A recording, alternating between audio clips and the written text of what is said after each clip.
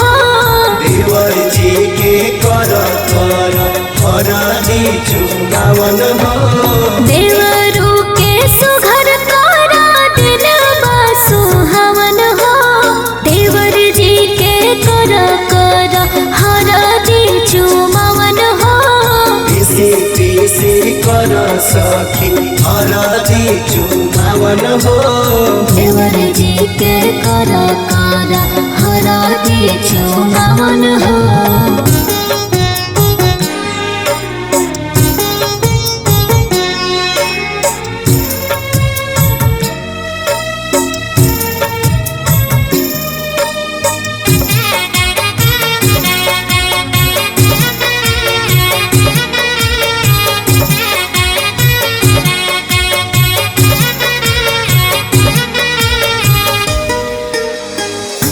अब जन देर करहो तानी जल्दी करहो, आंगे आंग कदा गोर देह में हरदी करहो। अब जन देर करहो तानी जल्दी करहो, आंगे आंग कदा गोर देह में हरदी करहो। मंगल गीत गावा झूम के करा ढोल बजावन हो, बबुनी के करा करा हरदी चुमावन हो। पीसी कर सखी हरदी चुमावन हो पीसी पीसी कर सखी हरदी चुमावन हो।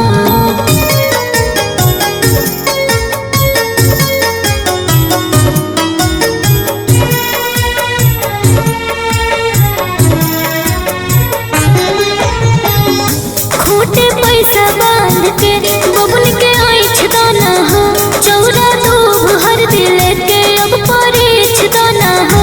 खोटे पैसा बांध के बबुन के आँच दाना हो, चौरा दूब हरदी लेके अब परीछ दाना हो। रीति रसम पूरा करा घड़ी बाटे पावन हो, बबुनी के करा करा हरदी चुमावन हो। बबुनी के कर हरदी चुमावन हो पीसी पीसी कर सखी हरदी चुमावन हो। अरे इतना पैसा कहाँ से दिहल जाई? तू का बात करो तरू? माई ये अंगूठी घड़ी और सिगड़ी दही गुड़ के बखत ना देवर जी के मड़वा में पहना दिया, और ये थैला ली ए में क्रीम पाउडर और जरूरत के सब सामान बा, एक ही मड़वा में रख दिया। ए बेटिया इकुल हम का करब? इकुल बाबूजी के देदा, कुल इनकरे करे के बना। अरे बिटिया ये सब करे के का जरूरत रहल? वैसे भी शादी में बहुत कैले बाड़ू। बाबूजी घर के हालत हम जानत हैं, और राहुल भी छोट है, अभी होकर कहीं नौकरी चाकरी भी नहीं खिलागल। बाबूजी ना ई कुछ नगद पैसा बा, रख ली, मड़वा में काम आई। बेटी, बाप के कंधा के बोझ वैसे तो बेटा के उठावे के चाही।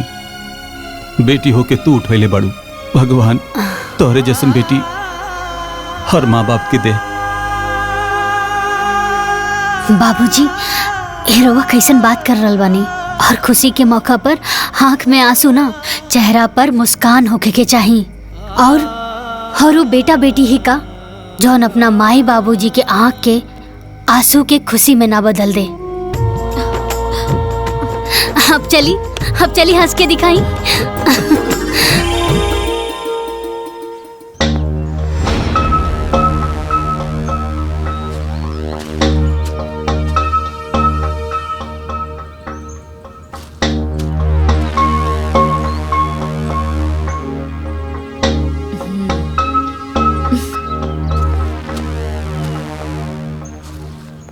कितना थोक पे चढ़ाओ तनी माँ जी देवर जी के शादी पे? अरे दुल्हीन, एक ही स्थान चोपता और 7 थान गहना। इतना दिया जाए ना तो उनकर मड़वा अंचूर हो जाई। सही कहा तानी माँ जी, उनकर मड़वा तो उजियार हो जाए, बाकी हमरे घर के का मिली? काहे से कि सोना के सिकड़ी, घड़ी, अंगूठी कुल मिला के ये सब देवरानी जी तो लेके गई बाड़ी, और वही सब देवर जी पहन के आ जाई है। ब्याह के तो कुल खर्चा देवरानी जी उठाओ तरी, ससुराल के कमाई नैहर में जाके लुटाओ तारी। अरे दुल्हीन, ऐसे ना बोले के, और लोग भी तो अपने ना। और कन्या के ब्याह करावल ना बड़ा पुण्य के काम होला। बस डीह बाबा करस सब कुशल मंगल से हो जाए।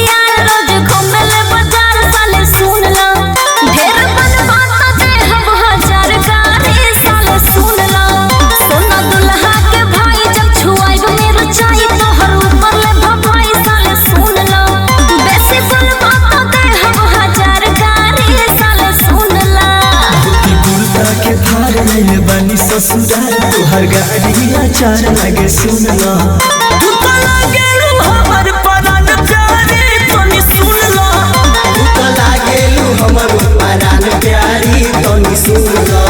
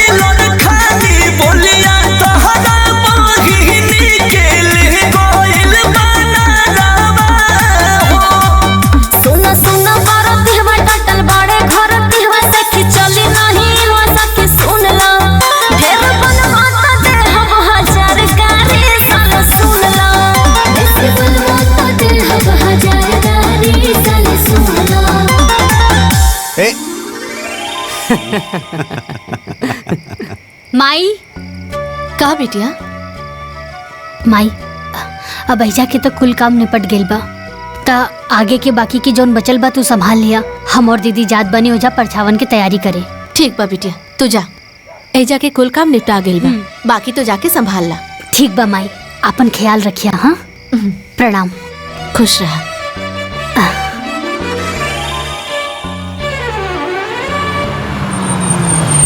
कथिए के लोढ़ा सासू कथिए के थाली हो, कथिए के लोढ़ा सासू कथिए के थाली हो। दुल्हन लपरछा था।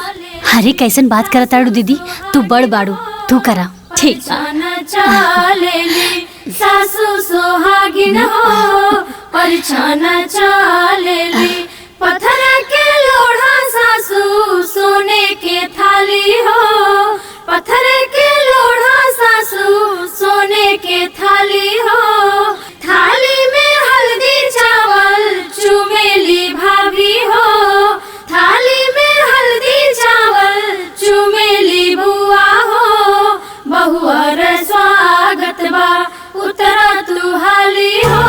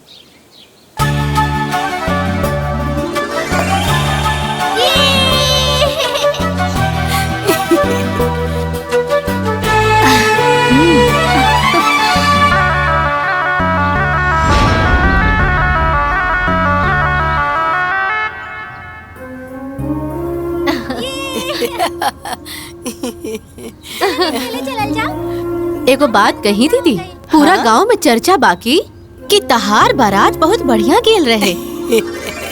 कि ऐसन बारात गईल रहे, वैसे ही लड़की वाला भी बाराती के दुआरे पर स्वागत भी कैलन हा। अरे मसूर के दाल, गोलगप्पा, पनीर, अब मन भर छेना। ई कुल तो ठीक बा बिमला, बाकी एक घर में दो बहन के शादी करे के ना चाहत रहे। शादी के बाद बहन बहन ना रह जाली, देवरानी जेठानी बन जाली, आके थरिया फेंक के झगड़ा करे लग जाली। भगवान ना करे कि रउआ के घर में कभी ऐसन होखे, लेकिन का करबो, गोतिन गोतिन के झगड़ा तो सबके घर में होखेला। अच्छा तो ठीक बा, हम जाता नहीं, घर में बहुत काम बा। हमनी के चलो तनी जा हमनी के हां पढ़ाई बेटू चलो।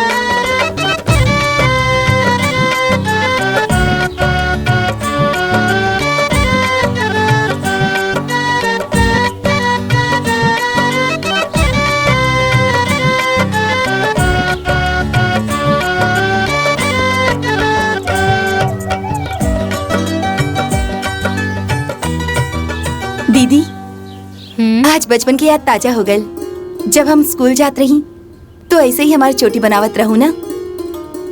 बस फर्क इतना बा कि आज दूगो ना एगो बनावत बाड़ू। अरे पगली, तब मैं और अब मैं अलग बात में। तब तू छोट रहलू, स्कूल जात रहलू, यही से हम तोहार 2 चोटी बनावत रहनी। लेकिन अब तो तहार बियाह हो गइल बा। हाँ, ससुरौतिन हो गइल बाड़ू। अब 2 गो ना एगो चोटी बनी। ठीक बा। ला शीशा ला, देखा कैसन बनल बा। शीशा देखे की कोनो जरूरत ना है। हमार दीदी बनावत बाड़ी और ठीक ना बनी।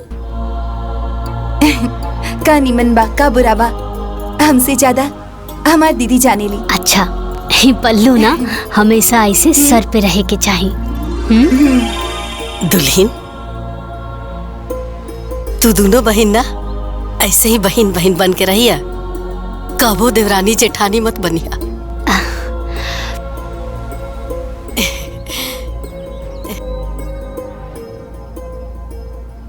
हमारी एक बात हमेशा याद रखिया कि घर में शांति से बढ़ के ना कौनो दौलत ना होखेला। माई के अचरा से बढ़ के ना कौनो दुनिया होखेला। अब भाई से बढ़ के केहू साथी ना होके, अब बहन से बढ़ के केहू शुभचिंतक ना होला। ये दुल्हन, हाँ एगो बात कही। बोली ना अम्मा जी। देखा दुल्हन, घर के बरकत ना मर्दन के हाथ में ना होकेला, हम औरतन के हाथ में। हम औरत चाहिए ना तही घर के स्वर्ग बना सकेले, और हम ही औरत चाहली ना तही घर के नरक भी बना सकेले। ये बात के हमेशा याद रखिए दुल्हन। अम्मा जी, जौन आशा और उम्मीद रहुआ हमनी से रखले बानी ना, हमनी दोनों बहन ओकरा के कब्बो नहीं के तोड़ब। हम रहुआ से वादा करतानी कि हमनी दोनों बहन ससुराल में बहन बन के रहब, कबो देवरान जिठान बन के ना रहब।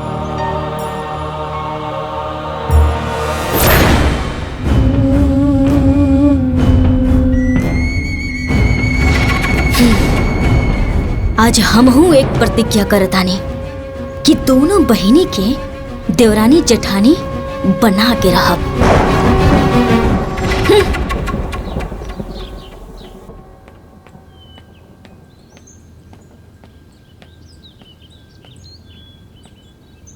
माँ जी, पिंकी के कपड़ा पुराना हो गईल बा। अगर 1-2 कपड़ा नया मिल जाए तो बढ़िया हो जाए। अब अरे दीदी, नया कपड़ा किने के का जरूरत बा। गुड़िया के 3-4 गो सेट ऐसे ही पड़ल बा, हम दे दे उहे कपड़ा पिंकी के पहना दिया।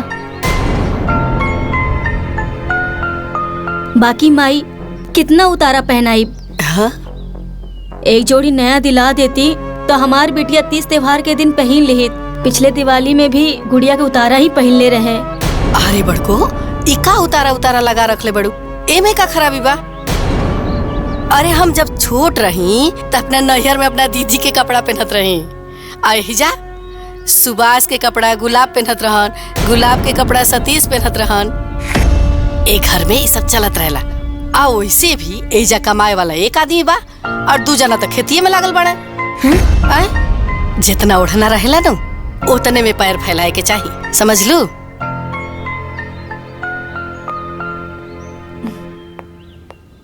माँ जी, इली चाय रख दा। सुगंधा, रसोई के काम खत्म हो गइल बा। तजा पिंकी और गुड़िया के तैयार कर दा, स्कूल खातिर लेट हो जाई। जी दीदी। आवा। तू का खड़ बड़ू कबार पे? तारा के अलग से बोले के पड़ी का? तारा कोनो काम धंधा नहीं के घर में? जा ला दुल्हन चाय पी ला।